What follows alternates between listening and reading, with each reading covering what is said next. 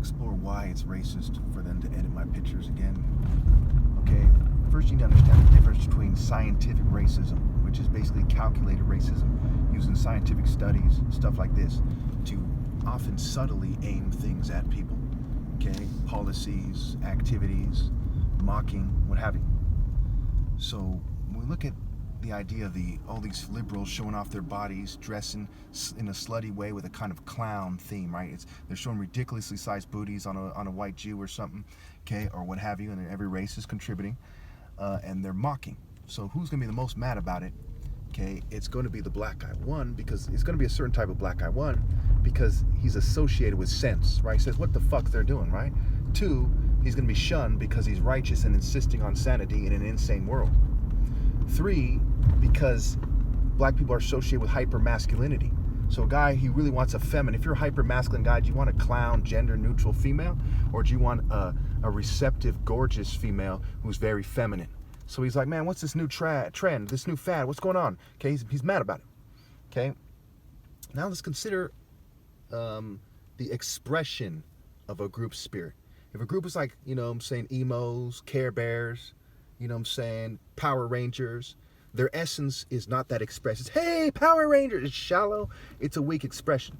As opposed to precise masculine expression and intense masculine expression. So the intense masculine expression of the hyper-masculine guy, his king is going to be very masculine. It's going to be Horus, right? It's not going to be Mr. T. Not going to be Kimbo Slice. Okay, these guys aren't kings. They're like brutes. They're hyper-masculine, but they're not graceful. It's part of why they edit my voice, okay?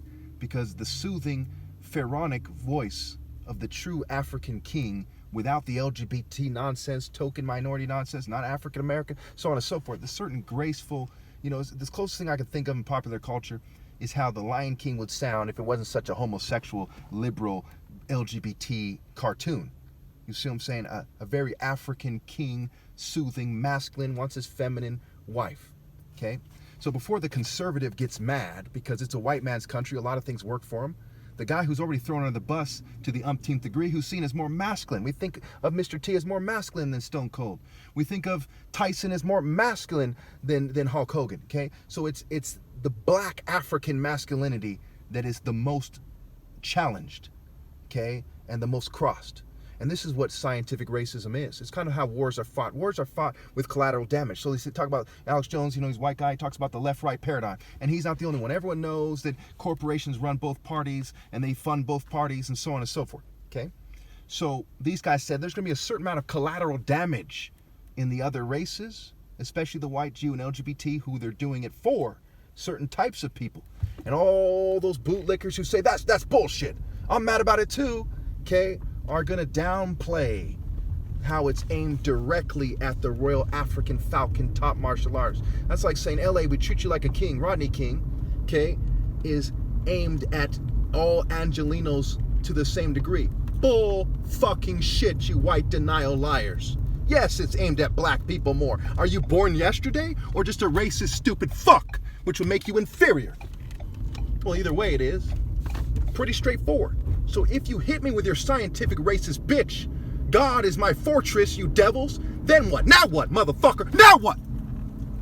So real quickly, I'd like to say, just because I say things like that to prove my point, this is a tactic I often use, doesn't mean I'm feeling violent or anything like that, okay? So you need to truly understand the train of thought and to understand the response. Was that toxic masculinity? No. That was the logical moral outrage of the King of Kings, the top martial arts ever, and the ideal man.